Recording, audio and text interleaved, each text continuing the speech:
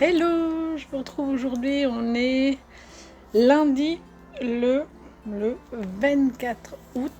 Je vous retrouve pour une vidéo un petit peu spéciale. Le fil rouge sera légèrement différent par rapport à d'habitude. La vidéo, je devais sortir une vidéo aujourd'hui. Malheureusement, mon téléphone est tombé sur le retour à la maison pendant les vacances. Et mon écran est pété, complètement noir, alors que le téléphone fonctionne correctement, ce qui est un petit peu énervant. Du coup, je ne peux rien récupérer, ni photo, ni vidéo, donc je vais essayer de le faire réparer, mais je ne sais pas si j'y arriverai.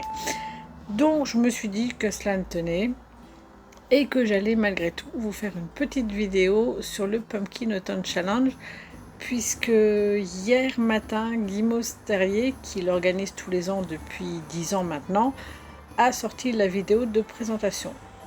De mon côté, ça fait, je pense, à peu près 9 ans que je le fais. Donc, je vais vous le présenter. Je vous l'avais présenté l'an dernier également. Bon, on va recommencer cette fois. Donc, c'est un challenge littéraire.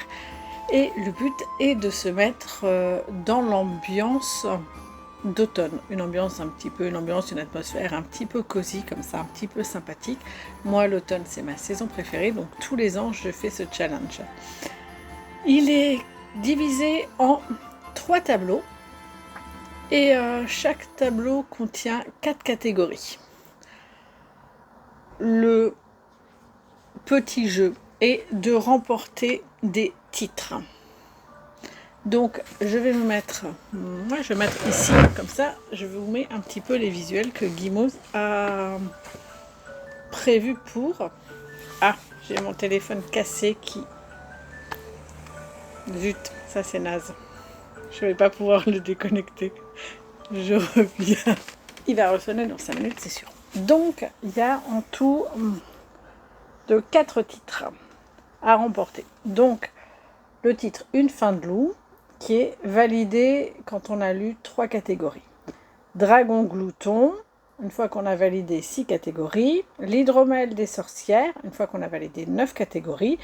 Et le festin des ténèbres, lorsque 12 catégories ont été validées. C'est un challenge qui se passe du 1er septembre au 30 novembre. Je vous mets dans la barre de description le lien vers le groupe Facebook. Vous pourrez y trouver les visuels que je vous mettrai ici, mais également les liens vers le salon Discord, puisqu'il y a un salon Discord que Guimauve a créé pour l'occasion et qu'elle ouvre tous les ans quand un petit peu avant que le challenge commence. Donc là, je crois qu'elle l'a ouvert hier et elle le ferme, je pense, début décembre, quelque chose comme ça. Personnellement, je n'y vais pas. Il y a trop de monde et je trouve que c'est... Je peux pas dire que c'est fouillis, mais il y a trop de monde, c'est assez impersonnel. Et du coup, j'accroche pas au Discord. Par contre, je vais régulièrement sur Facebook et je regarde un petit peu ce que les uns et les autres lisent. Et je trouve que c'est toujours très intéressant. Ou ce qu'ils prévoient de lire, hein, puisqu'il y a ça aussi. Et dans cette vidéo, c'est ce que je vais vous présenter. Les lectures que je prévois. Sachant que je ne vais pas forcément... toutes les lire, je pense. Enfin, c'est pas une pile à lire qui sera fixe, étant donné qu'avec Séverine, on avait envie de se... Je prends mon cahier parce que j'ai tout noté là. Il est chouette. Hein. Oui, donc je vous disais, avec Séverine, elle m'avait proposé de faire une lecture commune, donc pour ce Pumpkin Autumn Challenge. Mais pour l'instant, on ne s'est pas encore mis d'accord sur quel livre. Donc, les livres dont je vais vous parler... ils seront fixes, donc cela c'est sûr que je les lirai. Par contre les mangas, je pourrais en changer sans problème si on décide de se faire une lecture commune. Voilà, je vais la laisser un petit peu regarder ce qu'elle a en jeu. Hein, copine, tu vas regarder un petit peu ce que tu as envie, me partager tes envies, et puis pourquoi pas sera l'occasion qu'on se décide.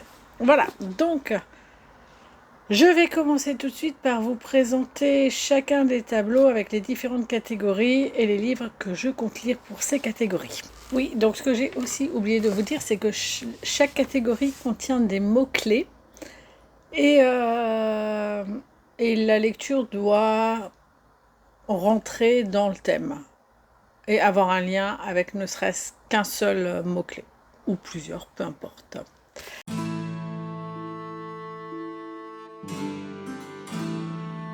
Alors, on va commencer tout de suite avec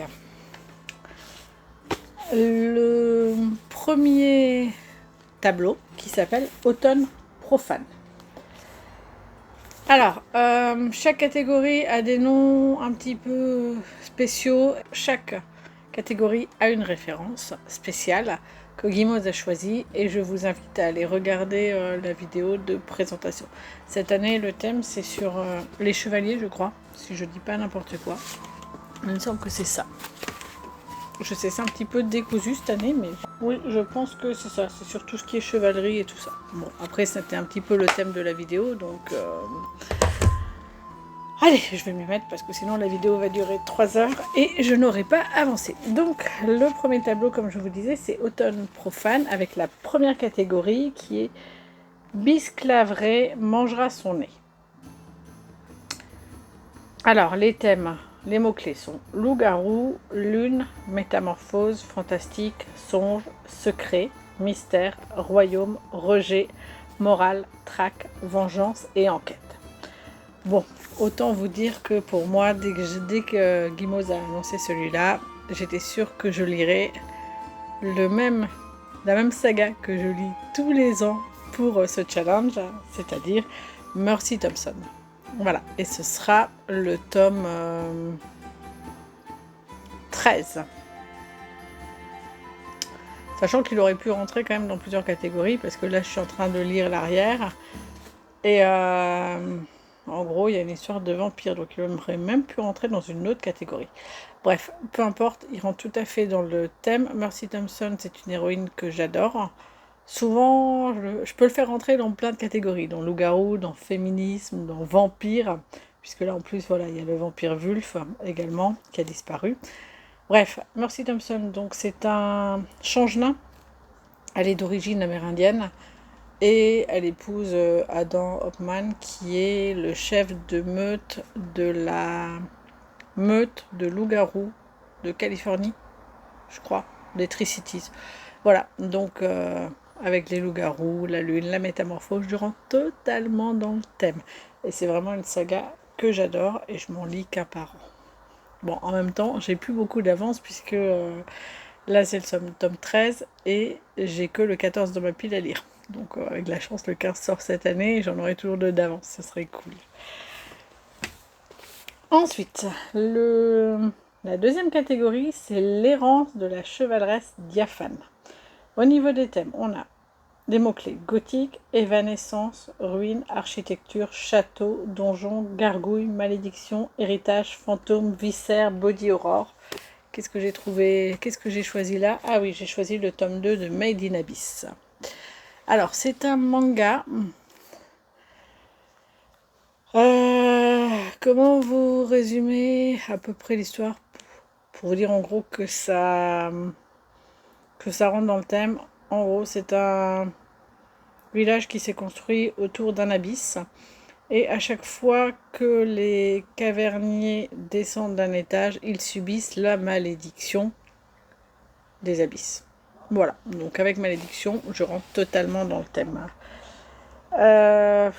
Ouais, après le reste, body horror peut-être, viscère, il y en a peut-être. C'est une série qui est quand même pas, qui est un petit peu violente par moment et qui fait un petit peu peur.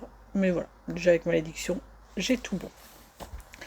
La catégorie d'après, c'est le courage en parole n'aura pas raison de ce démon. Les mots-clés étant dark fantasy, ténèbres, mort-vivant, nécromancie, chaudron, anti-héros, épouvante, combat, dragon, créature. Alors, j'ai décidé de lire le tome 13 de l'épouvanteur. Voilà, il rentre dans la catégorie épouvante. Est-ce que je peux le mettre dans autre chose? Ouais, bah déjà dans Démon, hein, puisque je pense qu'il va combattre le malin. Et franchement, quand on voit la couverture, on est dedans. La prochaine catégorie, c'est Siegfried et l'alchimie du sang. Donc là, ça a été un petit peu plus compliqué. Les mots-clés étant transmutation, or, trésor, corruption, élixir, immortalité, vampirisme, invincibilité, brume, âme et transidentité. Là, ça a été plus compliqué et en fait, j'ai opté pour le premier tome de Divines. Sachant donc que les personnages sont des anges et démons, ça fait un petit peu penser à Good Omens sur certains détails. Et voilà, là où j'avais très très envie de lire, c'est que c'est l'autrice de l'Atelier des sorciers et les dessins sont super beaux. Et il entre dans la catégorie puisque on a immortalité et âme. Voilà, avec les anges, on y est. C'est ce que me disait ma fille. Je verrai ça, puisqu'elle a lu pendant les vacances le premier tome. Elle a commencé le deuxième, mais elle n'a pas fini. Tiens, il faut que je lui donne dans sa chambre pour qu'elle le lise. Bref, voilà. Donc, pour le premier tableau, Automne profane, c'est fait. On va passer au suivant.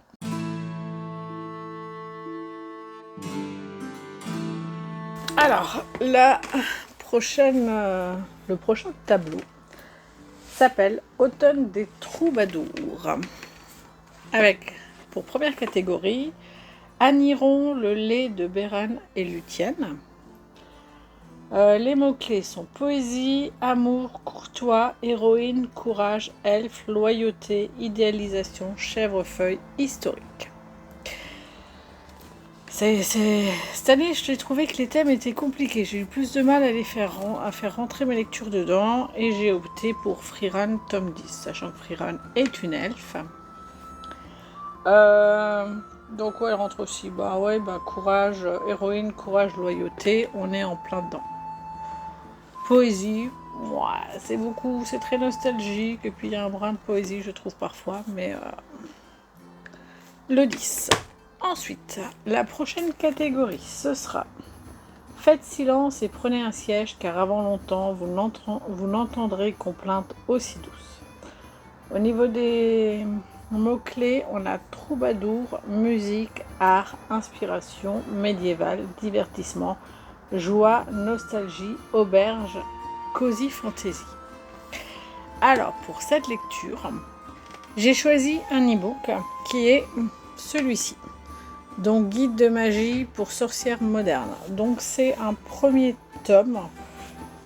C'est une romance paranormale. Je suis pas hyper fan de romance, mais j'avais très envie de tester du cozy fantasy. Et en fait, il est classé en cozy fantasy. Je me suis dit, je vais voir ce que ça donne, plutôt que de me faire toujours des lectures un petit peu sombres. Je me l'étais pris lors du Nopé All Star. Je me demande si c'est pas celui de cette année, mais le thème avait à peu près bien botté. En gros, ça se passe à Charming Cove, un petit village pittoresque où la magie règne et où les familiers sont incapables de tenir leur langue. Je suis issue d'une longue lignée de sorcières. Mais vous savez, l'exception qui confirme la règle, c'est moi. Je suis un désastre ambulant, le genre à lancer des sorts qui lui explosent à la figure. Voilà pourquoi j'ai établi mes propres règles. Éviter toute forme de magie. En cas de force majeure, éviter de participer à une compétition pour remporter la plus grande fortune magique d'Angleterre. Et surtout, éviter à tout prix de tomber sous le charme de Callan. Ah, ça c'est la partie qui me gonfle. Sous le charme de Callan Hawthorne, le sorcier milliardaire, bien sûr, que tu détestes depuis des années. Voilà, donc je vais voir ce que ça donne. Honnêtement, quand j'avais lu le résumé, il avait l'air d'être un peu plus sympathique que ça. Je verrai ce que ça donne. La catégorie d'après. Sous les ailes du cygne et du corbeau. Avec comme mots-clés merveilleux, féerie, eau, légende, celte, Bretagne, guérisseuse, protectrice, don, voyance, prophétie, mort. Là, ça a encore une fois été très compliqué, mais j'ai décidé de me lire le tome 11 des Carnets de l'apothicaire. sachant donc que Mao Mao est une guérisseuse, comme je vous le disais, elle a été formée par un apothicaire. Elle exerce à la cour de l'empereur, mais de manière cachée, parce que les femmes à l'époque n'avaient pas le droit de guérir et de soigner. Je crois d'ailleurs ni de lire ou je sais pas quoi, si elles n'étaient pas de haute lignée, ce qui n'est pas le cas de Mao Mao, puisqu'elle vient du quartier des plaisirs. Ce n'est pas une prostituée, hein, voilà. Elle les soignait, elle les aidait. Alors, ça aurait dû être son avenir, mais elle a été enlevée et vendue à la cour pour devenir domestique. Bref, je vais vous passer un petit peu les détails, mais si ça vous intéresse, n'hésitez pas. Il est sympa, il y a pas mal d'enquêtes et il est très très beau. Donc, je ne sais pas trop s'il rentrera dans le cadre. Je me dis que oui, puisque dans ce tome-là, elle doit aider l'héritier à percer le mystère de la chambre secrète. Et je crois que c'est basé sur des légendes ou des trucs comme ça. Donc, comme un des mots-clés est légende et guérisseuse, voilà, ça peut rentrer dedans. Je suis pas sûre, mais je me dis que oui. La dernière catégorie de ce tableau, c'est les manches vertes de Dullahan. Les mots-clés étant chevaleresque, quête initiatique, défi, voyage, épée, honneur, vertu, désir, tentation, manipulation, temps classique. Alors, pour cette catégorie, j'ai choisi un livre que j'avais acheté il y a très très longtemps à mon fils, qui l'a jamais lu, et que j'avais envie, moi, de découvrir depuis longtemps, mais je n'ai jamais pris le temps. Et c'est La quête dans le monde noir. Donc, c'est un livre dont on est le héros. C'est pas facile de tourner le soir quand il y a tout le monde à la maison. Voilà, et je suppose que en fonction de nos choix, on vit une aventure en dehors, exceptionnelle ou pas. Je verrai.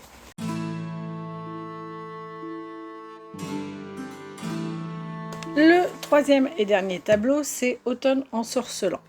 Avec, pour première catégorie, bon, la prononciation va pas être terrible, mais on va faire ce qu'on peut. Donc, première catégorie, Rommel Boutsenat, La nuit des betteraves grimaçantes. Alors ça, par contre, la référence, je l'ai, parce que quand mes enfants étaient petits, on faisait souvent les contes et légendes de tout ce qui était Halloween, Samhain et tout ça, du 31. Et je savais que en Lorraine, ce n'était pas des citrouilles qu'on sculptait, mais des betteraves. Voilà, donc c'est le nom, je pense que c'est le nom de la fête et la référence. Les mots-clés étant Samhain, Halloween, automne, moisson, citrouille, festin, feu, foyer, réconfortant, jeu, farce, déguisement. Alors pour cela, j'ai opté pour un e-book de nouveau qui s'appelle Le Carnaval au Corbeau. Donc c'est le tome 1 des Nibelung. Je pense qu'il est sympa pour Halloween. En gros, l'histoire, c'est Ludwig grandit à Rabenheim, un petit bourg en apparence banal. Claquemuré dans sa chambre, il s'adonne au spiritisme. À l'aide d'une radio cabossée, il lance des appels vers l'au-delà en vue de contacter son père disparu. Jusqu'à présent, nul ne lui répond. Avant ce curieux jour d'octobre, vous devinez lequel, hein?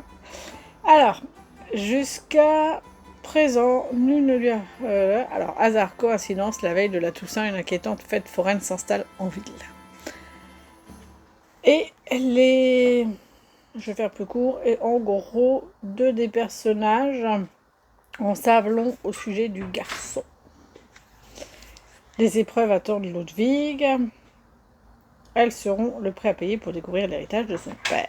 À la lisière du monde des esprits, l'adolescent hésite. Saura-t-il percer les mystères de l'abracadabrantesque carnaval?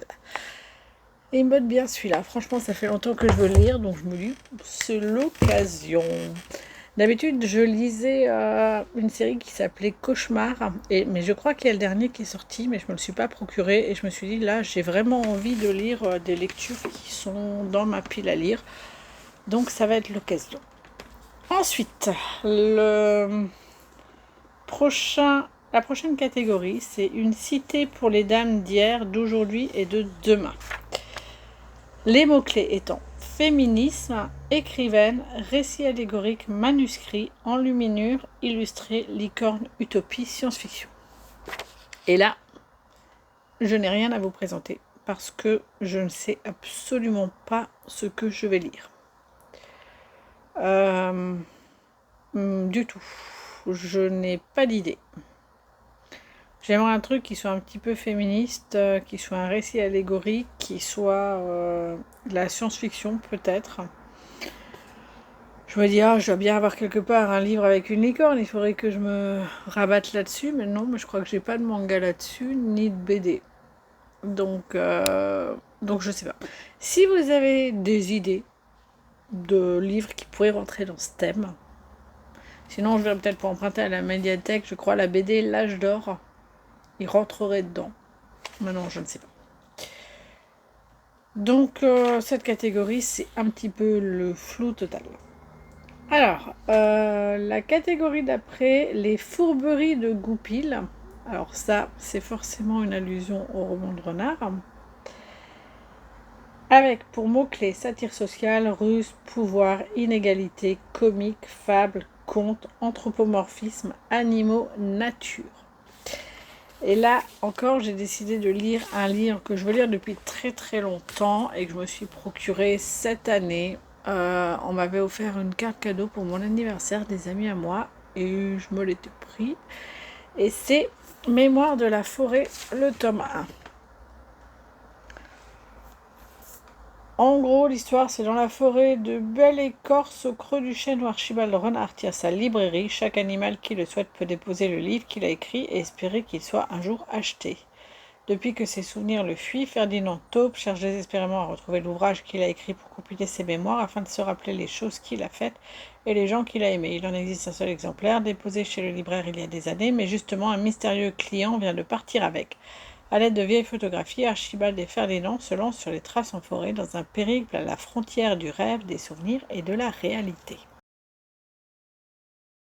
J'en ai entendu vraiment beaucoup de bien.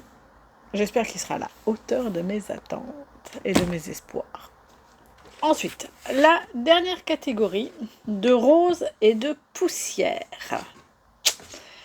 Avec les thèmes suivants: sorcière, magie, croyance, inquisition, oppression, désillusion, paria, résistance, diversité.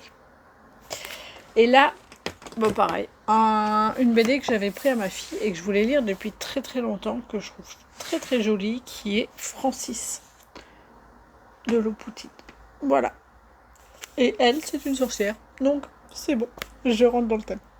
Voilà, vous me direz, il y a un renard, hein, donc j'aurais peut-être pu échanger avec l'autre, mais voilà, les mémoires de la forêt ne rentrent pas dans ce thème-là.